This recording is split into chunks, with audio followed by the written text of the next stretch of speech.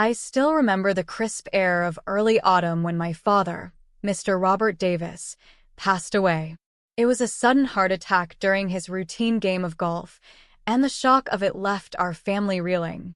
I'm Clara Davis, 45 years old, a marketing manager by profession, married with 2 children. My life, which had always seemed so orderly, now felt like it was spiraling out of control. Dad had been a successful real estate developer in Austin, Texas. His success afforded him a lavish lifestyle and, naturally, a significant estate. The day after the funeral, our home was filled with people offering their condolences. My mother, Margaret, was especially overwhelmed.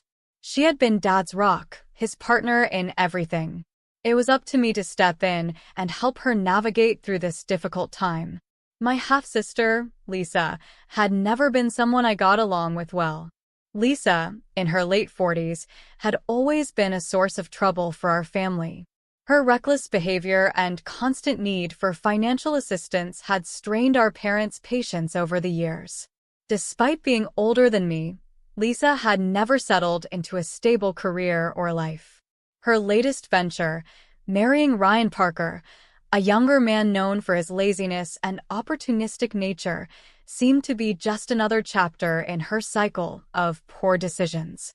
The day after the funeral, Lisa and Ryan barged into the living room with an air of confidence. Lisa had this smile on her face, the kind that suggested she was about to make a grand announcement. Ryan, lounging casually beside her, looked more interested in what was on TV than in the proceedings. "Clara, Mom," Lisa said, her voice dripping with faux cheerfulness. "Ryan and I were just discussing how Dad's estate should be divided. We think, given that I'm the oldest, it would be only fair if I received everything. After all, we could really use the money." I stared at her, my mind racing. "Everything?" I asked, trying to keep my voice steady. "You mean the entire $6 million and the stocks?" "Exactly," Ryan chimed in, grinning broadly. "With all the investments Dad had, that should be more than enough to set us up for life." Mom, who had been silent, looked at Lisa with a mixture of disbelief and exhaustion. "Is this really what you think, Lisa? We don't even know what's in the will yet." "Oh, come on," Lisa said dismissively. "We've been through this before. Dad always favored me. It's only logical that he'd leave everything to me. Besides, Ryan and I need this. We have plans, you know." Before I could respond, the lawyer handling Dad's estate arrived, carrying a stack of documents. The atmosphere in the room shifted from casual to tense. The lawyer, Mr. Thompson, was a stern man in his mid-50s, known for his no-nonsense approach. He cleared his throat and began. "Thank you all for gathering. I'm here to read Mr. Davis's will." He pulled out a document and began to read aloud, his voice steady and formal. "To my daughter Clara Davis, I leave the sum of $6 million and all associated stocks. To my wife Margaret Davis, I leave the remainder of the estate, including the family home and other assets. Lisa Davis, my eldest child, is not mentioned in the will." Lisa's face fell as the lawyer continued reading. "Not mentioned? What does that mean?" she asked, her voice rising in agitation. Mr. Thompson looked up from his papers. "Lisa Davis is not Mr. Davis's biological child. There was no legal adoption either." The room fell silent. I glanced at Lisa, who looked as though she'd been slapped. Her husband, Ryan, shifted uncomfortably beside her, his face growing red with anger. Lisa's mouth moved, but no words came out. She was stunned, unable to process the shocking revelation. "What do you mean, not his biological child?" Lisa demanded, her voice trembling. "Dad always said I was his daughter. This can't be right." Mr. Thompson maintained his composure. Mr. Davis had intended to adopt Lisa. However, due to her continual irresponsible behavior and her disregard for her younger half-brother, he chose not to proceed with the adoption. Therefore, she is not entitled to any part of the inheritance. Lisa's face flushed with a mix of anger and disbelief. So, all of this, she gestured around the room, is just going to Clara and Mom? Yes, Mr. Thompson confirmed. The inheritance, as stipulated in the will, is legally given to Clara and Margaret. Ryan's face darkened as he glared at me. This is ridiculous, he muttered. You and your mother don't deserve this money. Lisa and I have been struggling, and now we're left with nothing? Mom's eyes filled with tears as she looked at Lisa. I didn't know about this, she said softly. We should have talked about this long ago. Lisa, realizing the gravity of her situation, turned to me with a look of pure desperation. Clara, you have to help us. We need this money. We were counting on it. I shook my head, my mind reeling from the shock. Lisa, you knew the risks. Dad had always been clear about his expectations. You've made choices that led us to this point. Lisa's frustration boiled over, and she stormed out of the room, followed by Ryan, who glared at me one last time before leaving. The tension in the room was palpable, and I knew that this was only the beginning of the fallout from Dad's will. The days following the reading of Dad's will were filled with tension and uncertainty. Lisa and Ryan's reactions to the inheritance news had been anything but pleasant.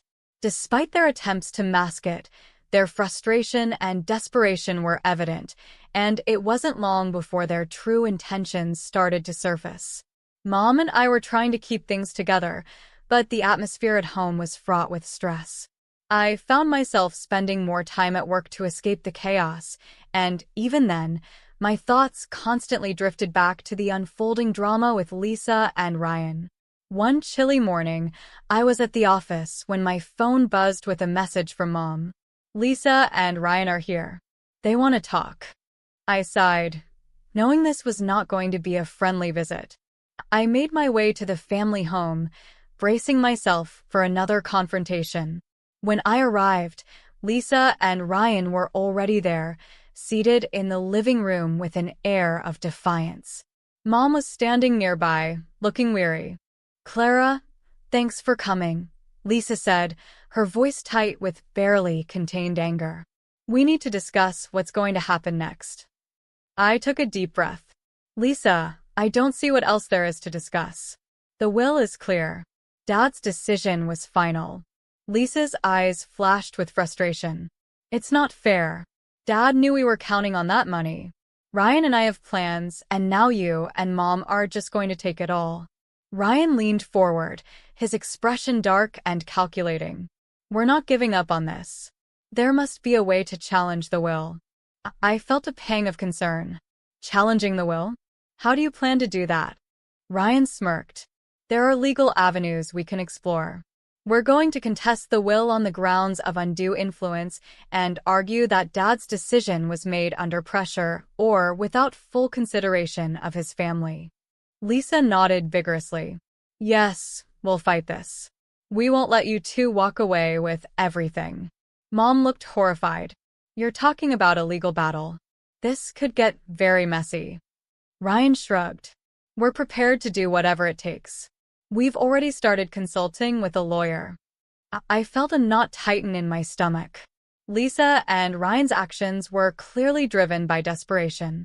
I was starting to see just how far they were willing to go to get what they wanted.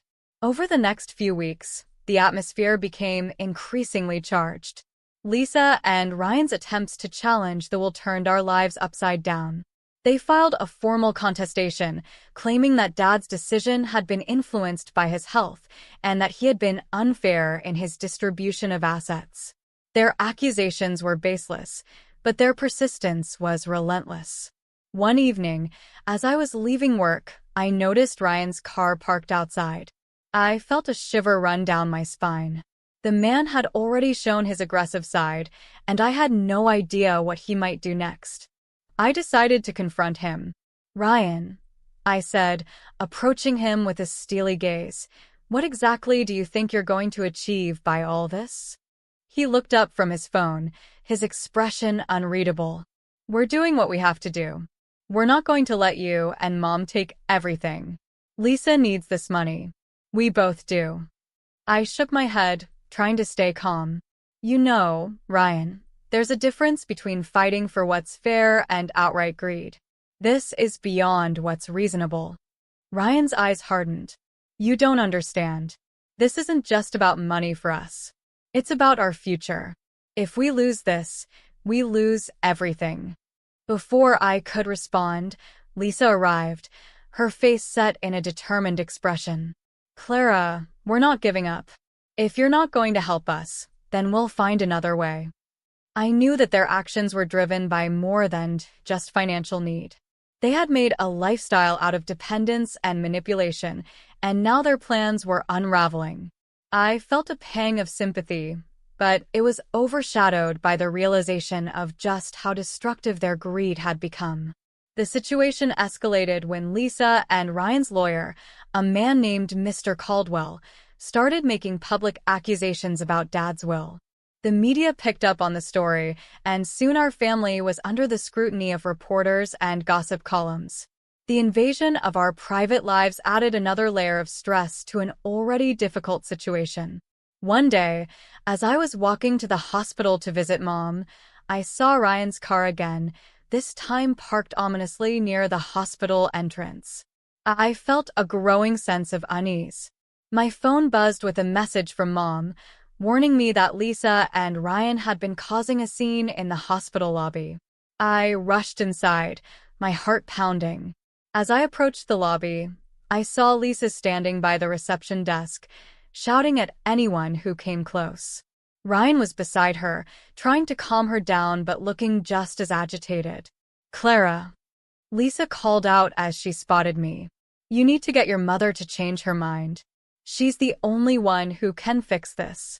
I took a deep breath, trying to maintain my composure. Lisa, this isn't the place for this. We need to handle this matter through the proper legal channels. Lisa's eyes were wild with frustration. I'm done playing by the rules. We're fighting for what's ours. As tensions reached a boiling point, it was clear that Lisa and Ryan were no longer thinking rationally. Their desperation was driving them to extreme measures, and I couldn't help but worry about how far they would go to get what they believed they deserved. The weeks dragged on, filled with endless legal battles and mounting stress. Lisa and Ryan's relentless pursuit of the inheritance was causing chaos, not just for Mom and me, but for everyone who crossed their path. Their aggressive tactics were taking a toll on our family, and their desperation was starting to become more alarming. One Friday evening, after a particularly grueling week, I decided to stop by the house to check on Mom.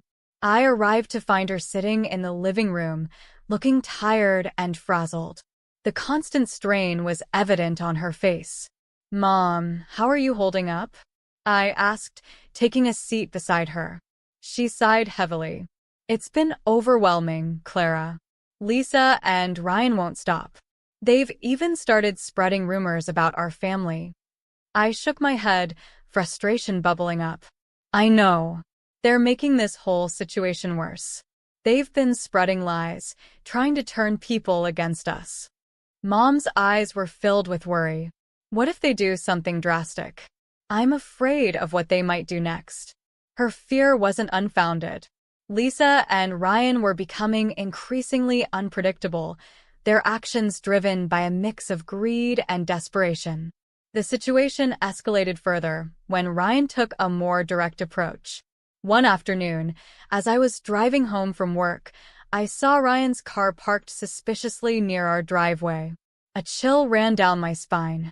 I parked my car and approached the house cautiously, only to find Ryan waiting at the door. Clara, he said, his tone dangerously calm, I need to talk to you.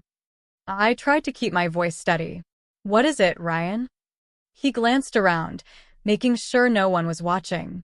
I've had enough of this nonsense. You and your mother are ruining our lives. Before I could respond, Ryan's eyes narrowed. You know, I'm willing to do whatever it takes to get what we deserve. If that means taking matters into our own hands, then so be it. I felt a surge of alarm. Are you threatening me? Ryan's expression hardened. I'm just saying that we're not going to sit back and let you take everything. We're prepared to fight, no matter what. I took a step back, my heart racing. Ryan, you need to stop. This is getting out of hand. Ryan didn't say anything further, but his silence was more menacing than words. I quickly retreated inside, locking the door behind me. My mind was racing with the implications of his threats. Later that week, while I was at the hospital visiting Mom, the tension reached a breaking point. Lisa had been waiting for me in the hospital lobby, her face a mask of anger and frustration.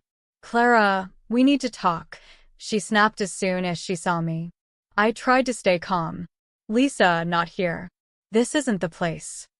Lisa ignored me and continued, her voice rising. "I've had enough of your attitude. You think you can just push us aside and take everything. You don't understand what this means to us." Before I could respond, Lisa's eyes flashed with fury. "If you won't help us, then we'll find another way. We're not giving up." I attempted to defuse the situation. "Lisa, there's no need for this. We should be focusing on resolving this matter legally." But Lisa wasn't listening. Her frustration boiled over, and she made a lunge toward me. The hospital staff intervened quickly, pulling Lisa away before she could reach me. The scene was chaotic, and the commotion drew attention from other patients and staff. Seeing Lisa's outburst and realizing the danger Ryan posed, I knew we were in a precarious situation. Lisa and Ryan were no longer just fighting for money. Their actions were becoming increasingly reckless and violent. Their sense of entitlement had driven them to extreme measures, and I was left wondering just how far they would go. As the situation spiraled, I found myself grappling with a mix of fear and resolve. I knew that the only way to handle this was to stay calm, focus on the legal process, and protect Mom from further harm. But with Lisa and Ryan growing more desperate by the day, I couldn't shake the feeling that things were about to get even more dangerous. The tension reached its peak in the weeks following the altercation at the hospital. Lisa and Ryan's desperation had reached a new level, and their actions were becoming increasingly erratic.